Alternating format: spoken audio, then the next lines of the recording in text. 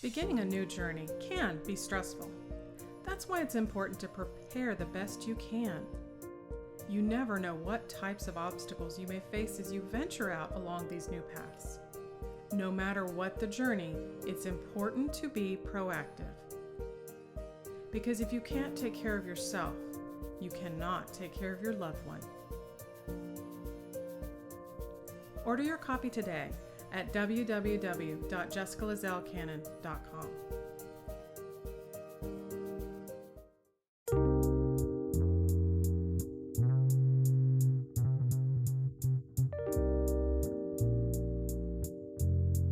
Hello, and welcome to the Proactive Caregiving Podcast.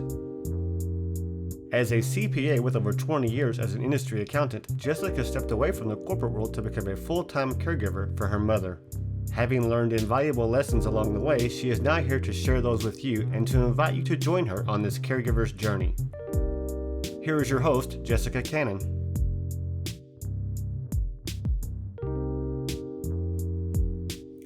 Hello, everybody.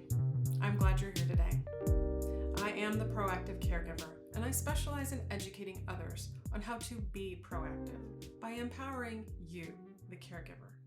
Because if you cannot take care of yourself, then you cannot take care of your loved one. Part of that self-care for me is also researching and understanding hospice. So today, I want to talk to you about challenges you might face as a caregiver when researching hospice.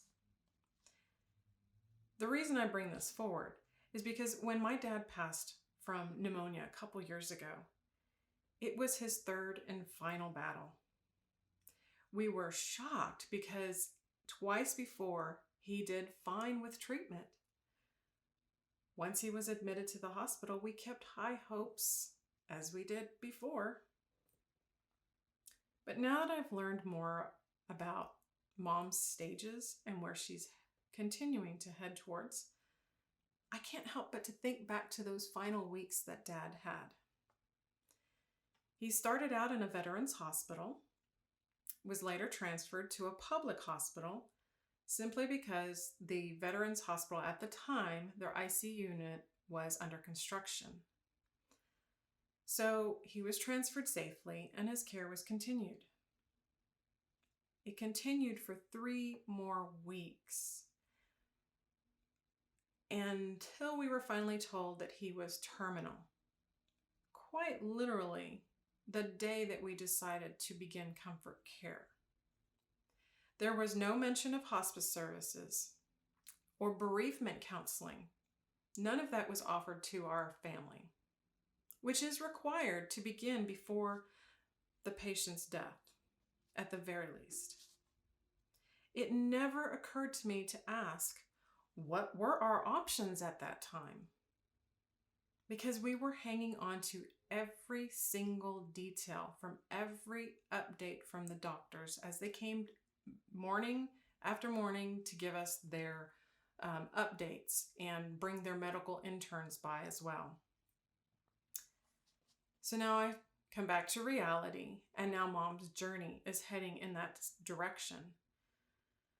We're going down that unfamiliar path because as much as I've learned to this date, I'm continuing to learn more as a caregiver as Mom now faces kidney failure.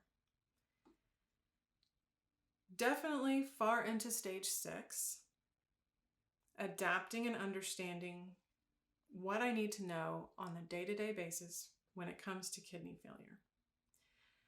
So now it really has come to mind that hospice services are going to be necessary.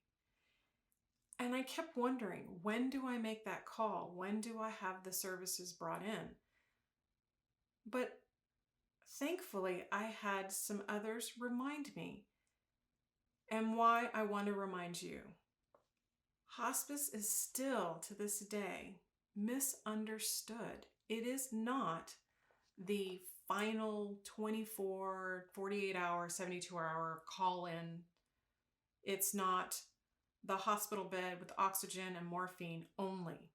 Yes, you may have that experience for your loved one or witness that, but that's not all it is. So, knowing this, I took it upon myself to contact some friends and family to ask, what were the services you used? What did you experience? What were your thoughts? What were the results? How would you feel about recommending them? Would you use them again in the future if you had to for another loved one? And the interesting thing was, those who had used the hospice services before were far more positive about the services, having experienced it, than those who had no idea, because their idea is still, oh, it's just death is imminent, not the wonderful benefits they have. So, looking back, I did an episode 2 years ago explaining what hospice actually is and the services they provide. And one of the things that I had forgotten since then was they offer counseling services for not just the patient, but for the family.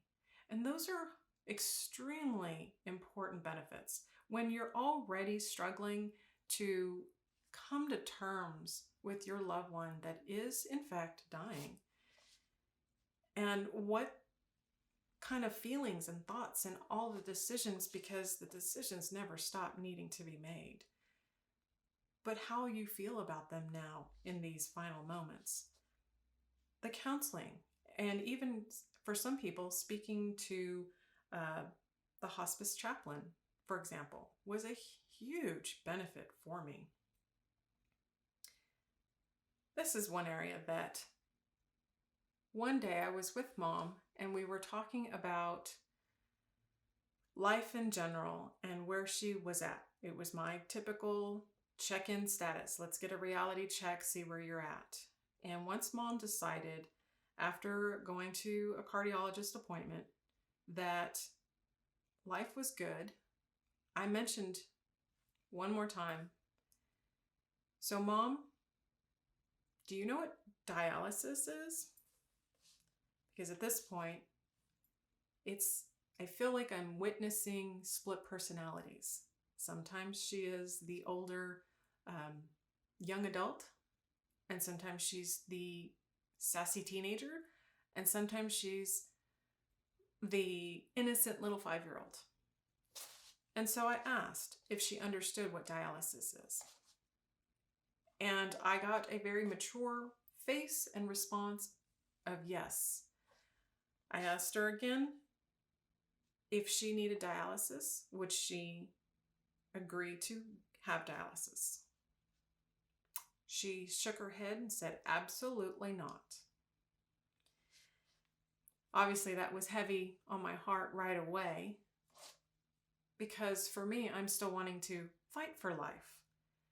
Fight with her, for her to fight for life. And still slowly coming to that level of acceptance that I'm not fighting for her life anymore. I'm fighting for her to have quality of life. And so when she agreed at this point that if and when she gets to the point that she needs dialysis, she is going to refuse it. She doesn't want it. Hospice will obviously have to be present because there are other details that I'm not going to go into. And those of you who have experienced your loved one in kidney failure, you know where I'm coming from. But at that point, absolute medical assistance needs to be in place. I felt it was better to get hospice started sooner than later. I wanted her to have the opportunity to benefit from the services as long as possible and adapt to new people coming to her room or being in her space. I was able to finally get her dental cleaning done the other day, and when I woke her up to say, it's time for your cleaning, she woke in a fright and jerked around the room, and there were all these individuals, and who are these people, and why are they here, and why are they in my room, what are they gonna do? And they were there just to take x-rays and do a cleaning and go on about their business. It was probably a 30-minute appointment at most, in the comfort of her own apartment. But that showed me that she needed time. She needed time to be able to adapt to new faces for new reasons, being in her space. I wanted to respect that as much as possible. When I started to look into this and getting feedback from friends and family, services that they've used, I took note of every single one of the hospice services they mentioned and started to slowly call them one at a time. I called one service that was shocking because before I even went into any details about Mom, just saying that she had kidney failure and she is going to need hospice service, their immediate reaction was, what is her social security number and Medicare number?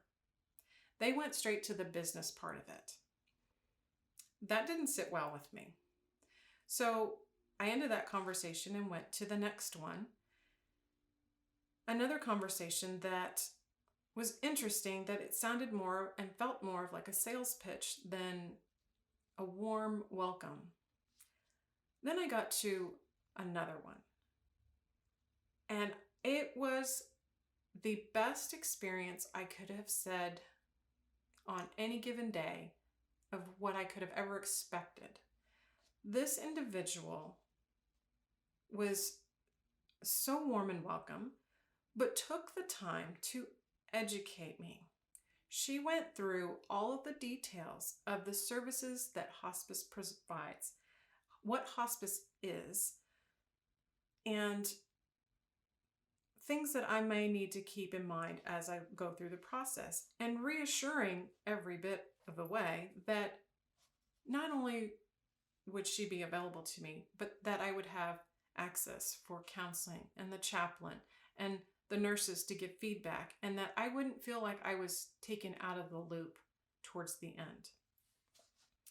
So I immediately realized this is the company I'm going to pursue. They took the time to educate me, not give me a sales pitch, not ask for confidential information before they even knew much about the patient or even what our wishes were. So one of the things I assumed was making that choice with hospice, it was going to be something that was easy. That all I had to do was make a couple of phone calls and make that decision, okay? Not this one, not this one, this one. This is the golden ticket. All I had to do was call and say, I want to hire you. My mom needs hospice services. It's a little bit more difficult than that, or at least a little bit more complicated than that. Yes, that is what gets the ball rolling, but what I didn't realize was you have to have a doctor provide an order for hospice.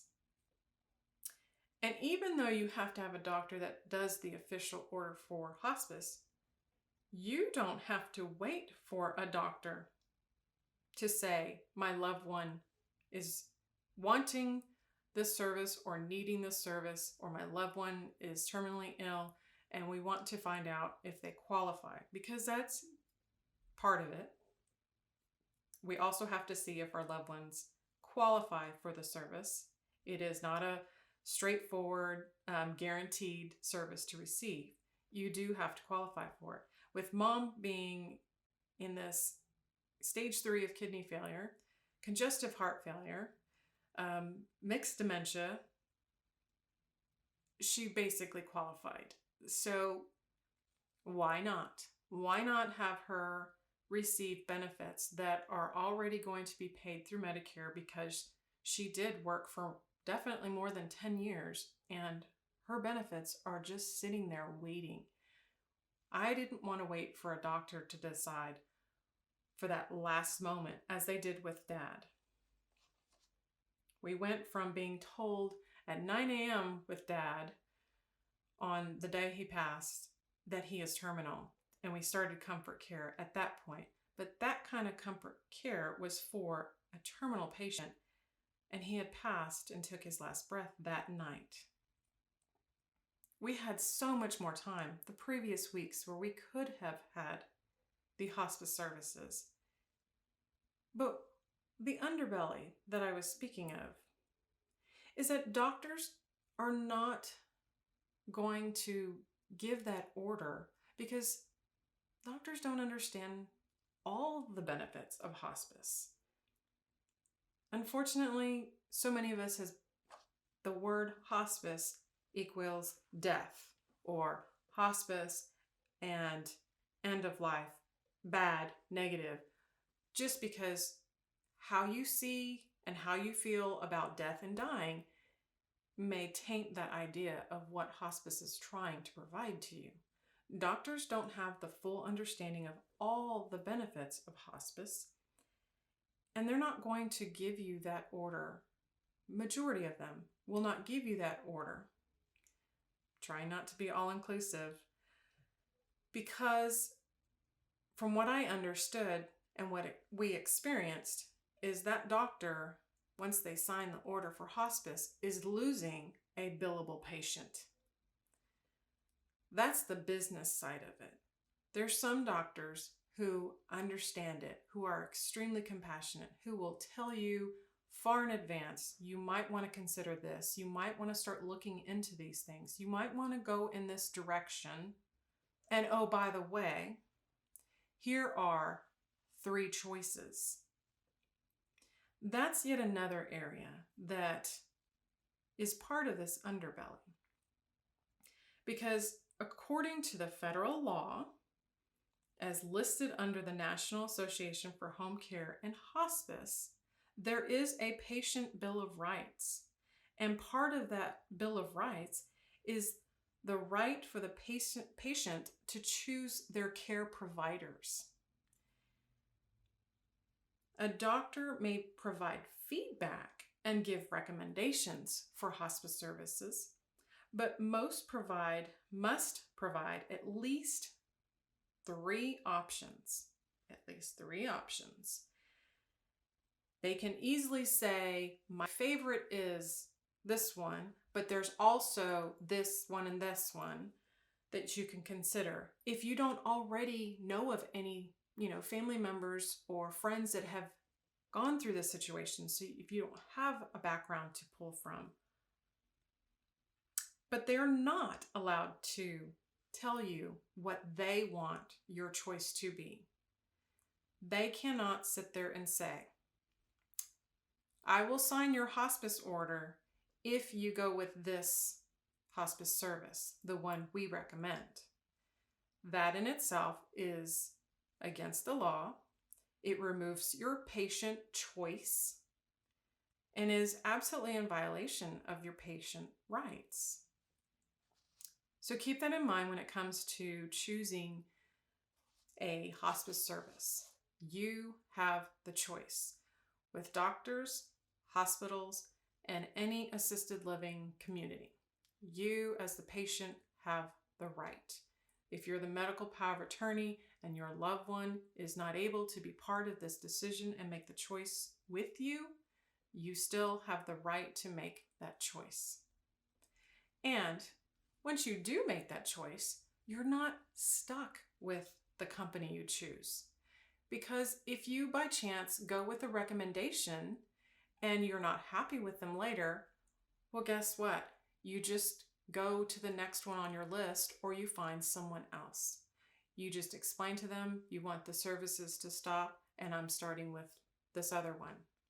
I will recommend that before you stop hospice services at that point in time, you contact the other company that you've decided to go with in its place.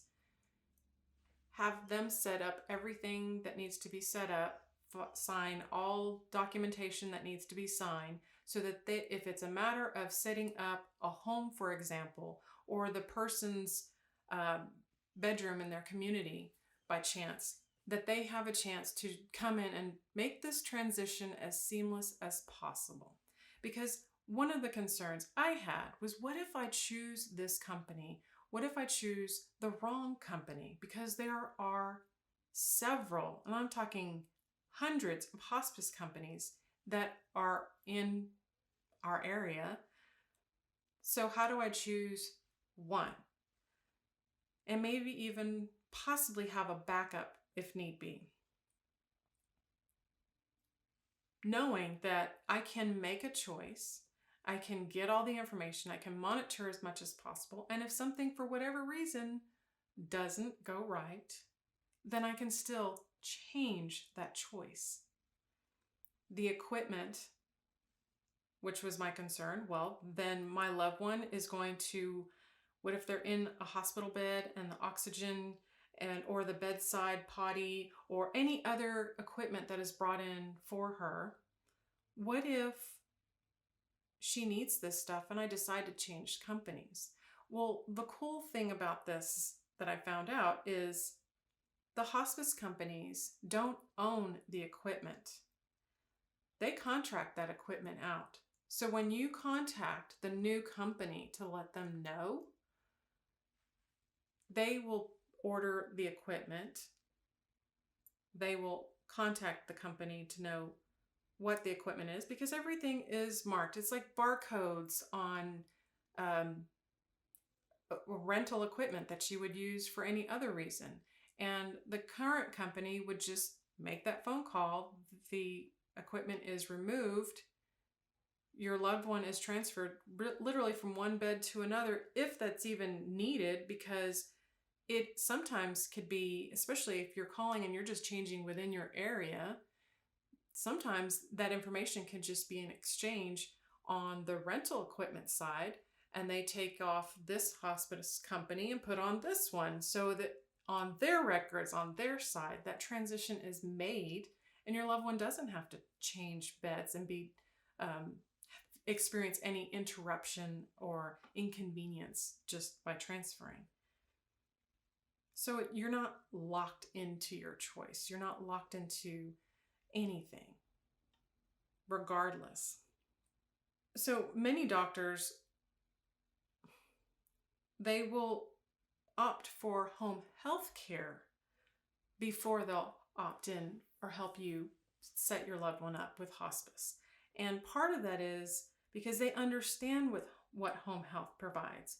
But when your loved one the illness is getting to the point where they're declining and they are reaching a terminal state, no one knows if that's going to be a 24-hour, 48-hour, 72-hour, 6 months. No one knows the difference in when that time will be.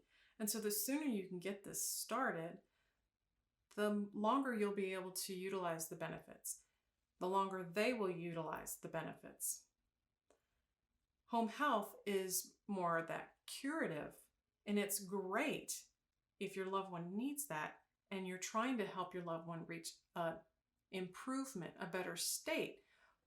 But when you know your loved one is heading in a direction that is terminal, it's not something that you would choose home health for. At that point, this process of starting hospice and comfort care needs to be decided. I can't speak highly enough because the experience that I had recently with just being able to talk with the chaplain was incredible. I know Mom had access to the hospice chaplain, and she was able to talk with them whatever concerns she had between death and dying or just life in general. It made me feel good, gave me peace of mind that Mom had that provided for her. And like I said before, there's always going to be decisions all the way down to the end and then some. And so one of the decisions that needed to come up was around what happens when her heart stops? Where do I go with this choice? And some of the options that are available and some of the options that Mom discussed made me just panic and feel a lot of anxiety, because these are heavy decisions to make. If I go this way with one of the decisions, am I the one that's responsible? I felt like that decision of making any changes to a pacemaker would be something that I was causing the end of her life. When I explained this to the chaplain, he pointed out to me right away, absolutely not. Regardless of what changes she requests or what changes are made, that's more of a gift to her to fulfill her wishes, and that I in no way am making changes and just answering decisions for her that would cause a death. And of course, reminding me that when it's her time, it's her time. It's not something I can do. It's not something I can ask for or say. It's something that is outside of me. And just having that conversation with him reminded me, okay, I can make this decision. I have all the necessary information. My conscience has been relieved, and he put it in a different perspective to help me go on with making these heavy decisions for Mom. That's something we didn't get the opportunity with Dad when he was in the hospital. Trying to keep the hope of your loved one that has an unknown, like his was pneumonia and it was his third time. There was that feeling of hope, like he's going to survive this. He's going to come out of this. He's done this twice before. There's not a problem. But at some point, when x-rays are taken of lungs and it's more than obvious, waiting to that last moment just didn't seem fair, because the shock that hits in that moment, in that day, the grief that comes in, it's a lot harder to cope with and deal with at that point in time. Instead of, we knew this was going in this direction, so we got services set up in advance. We were proactive about heading in that direction.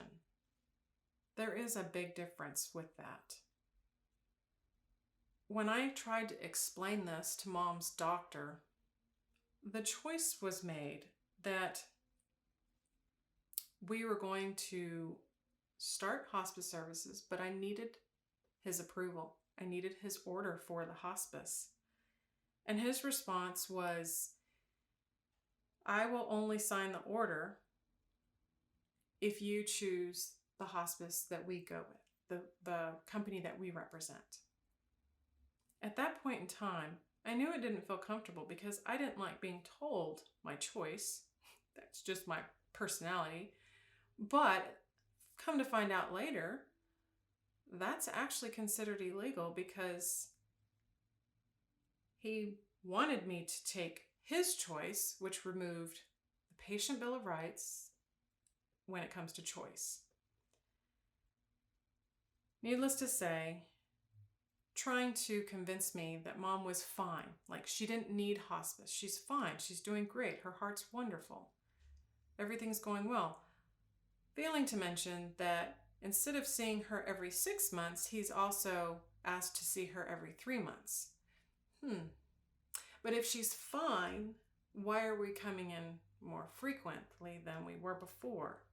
And if her heart was at 30% functionality and is now down to 20% functionality, why are we waiting longer for that service? Then it dawned on me, if Mom goes on hospice and he's no longer being able to treat her, he loses a billable patient. And that's another thing to understand, that when you make these choices, and Medicare, most cases, if you're of age and you have your Medicare already, hospice is covered through Medicare. There might be some services that are not covered, but it's dependent. It's very dependent on the needs. But I'll just say, majority of your services and equipment and those needs are covered through Medicare.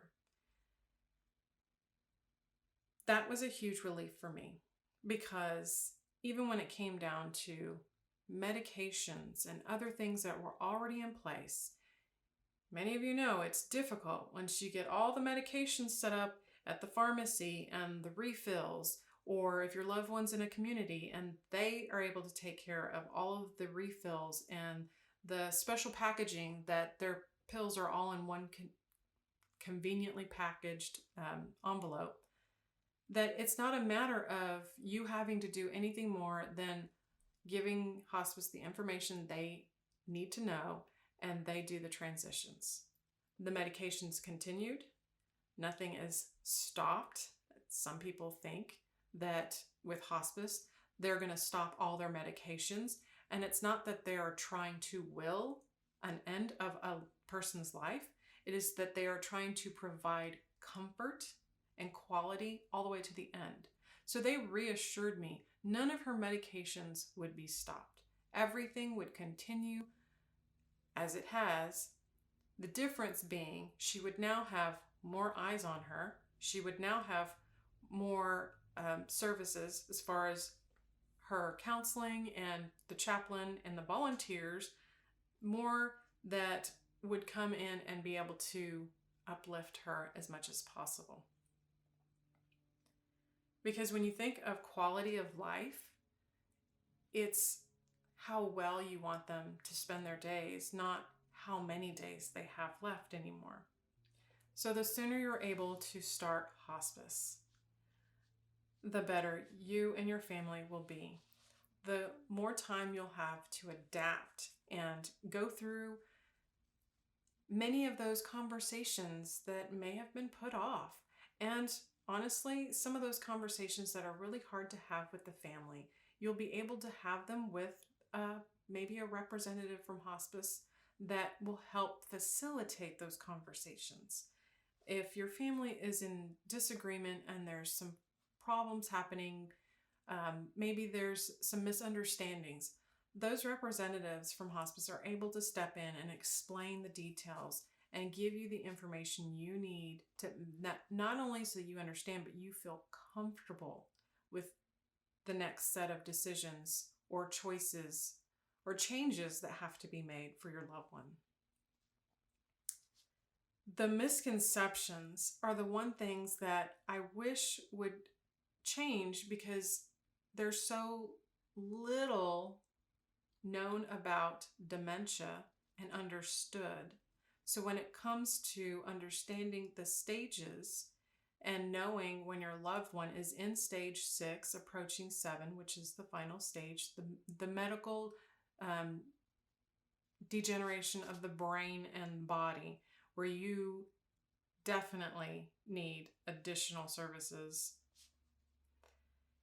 This is where connecting the two on understanding those changes and the decline of those stages and when to bring hospice services in. It is different from so many people, and even if you get recommendations from family and friends on what hospice services to use, and even if their loved one had a form of dementia, everyone is different.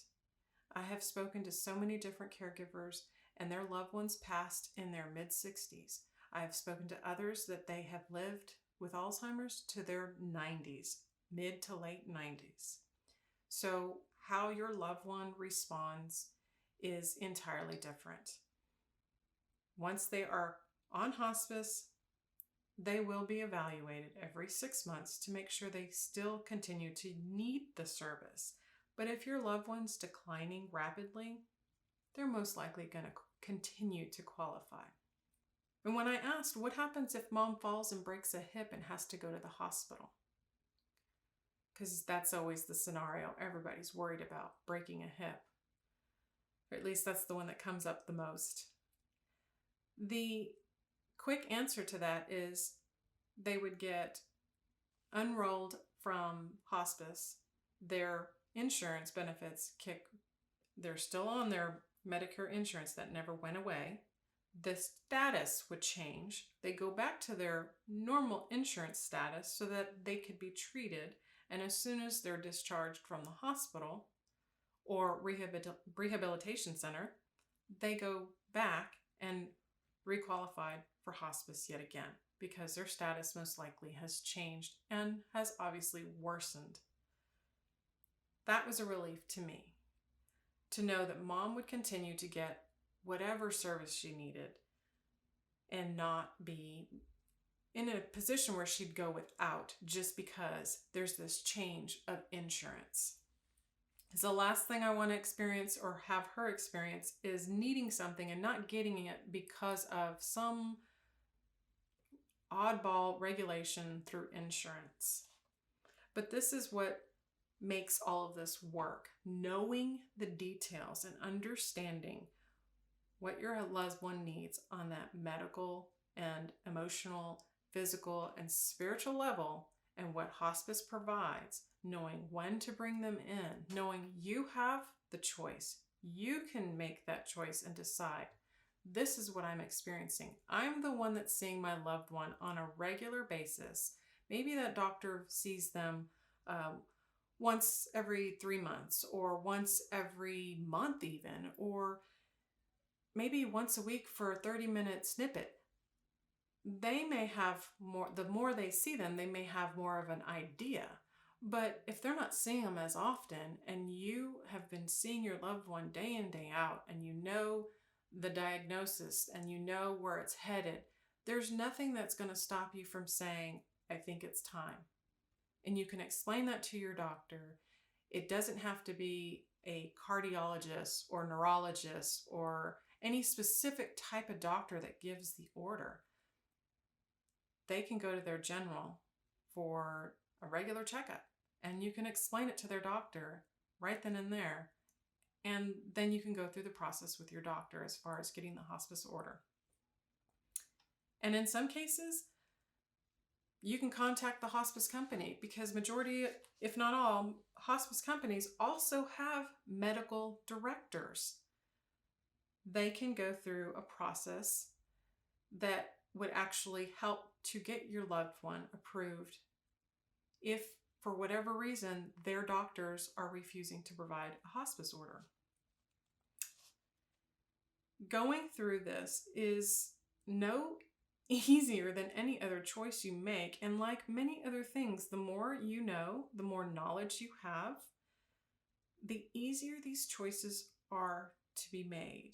They still weigh heavy on my heart, but my mind is more at ease knowing all the details of how this works and what I should be aware of.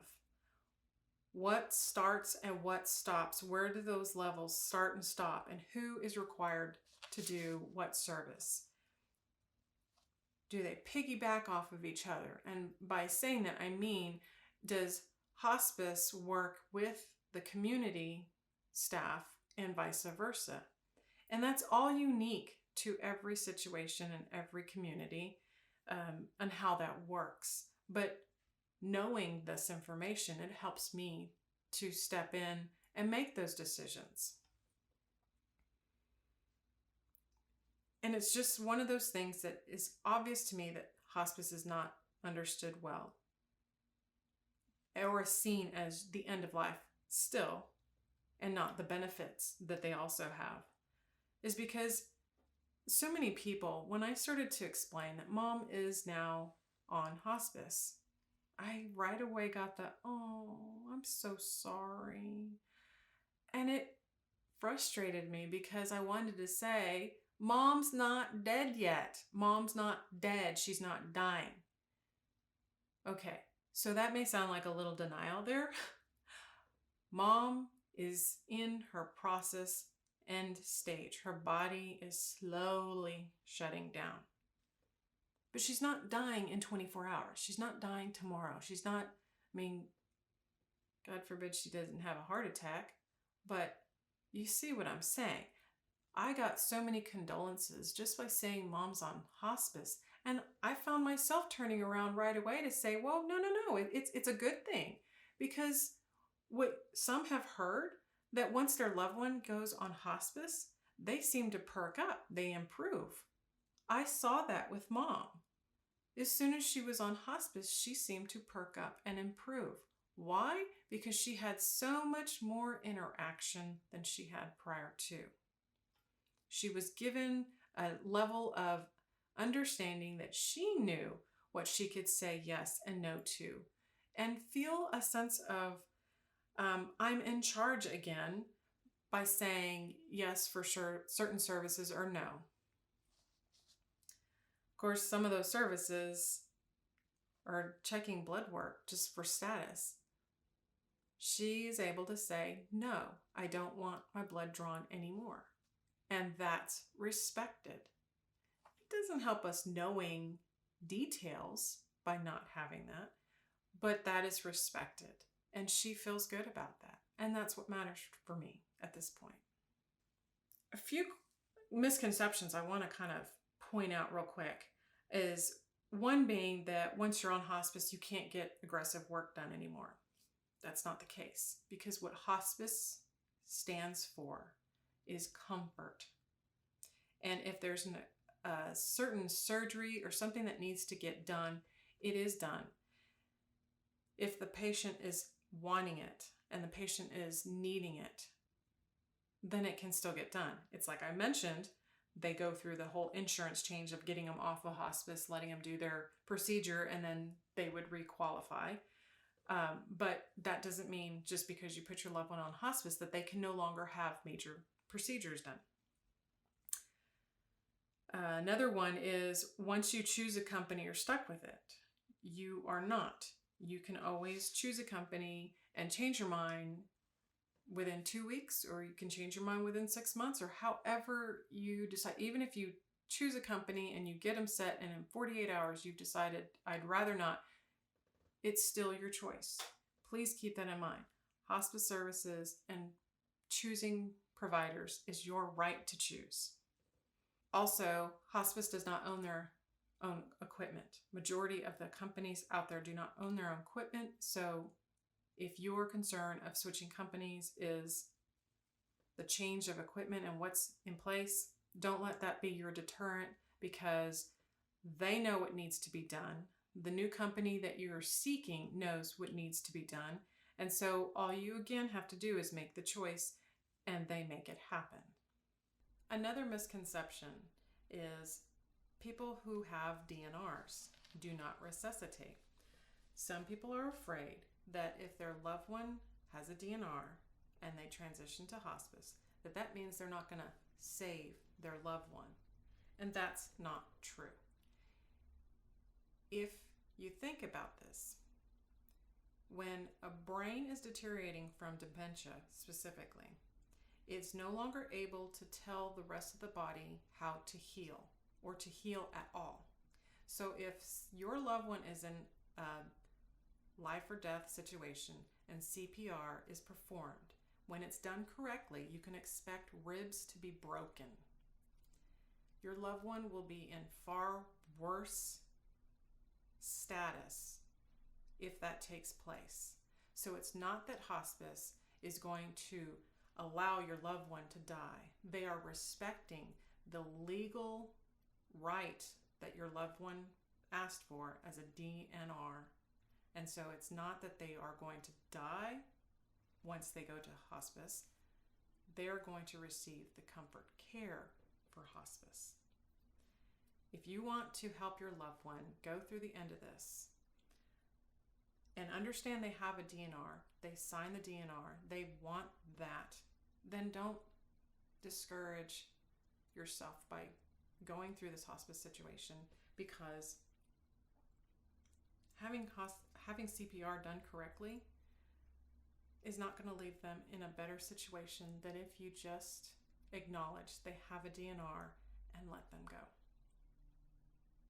I just want you to be able to understand that hospice is not scary. Hospice does not mean that end of life. Now, if you wait too long and you go by your doctor's advice of they're fine, but you kind of feel like there's something a little bit more here than just being fine, especially if they're fine in the doctor's office, but at home you see something different day after day, that's follow your gut, and at the very least, look into the companies, start doing some of that research, start asking family and friends what companies they've used, what companies they have had a good experience with. Because one more thing that I would encourage you to do is, once you finally make that choice and you start doing your research, add to your list of research.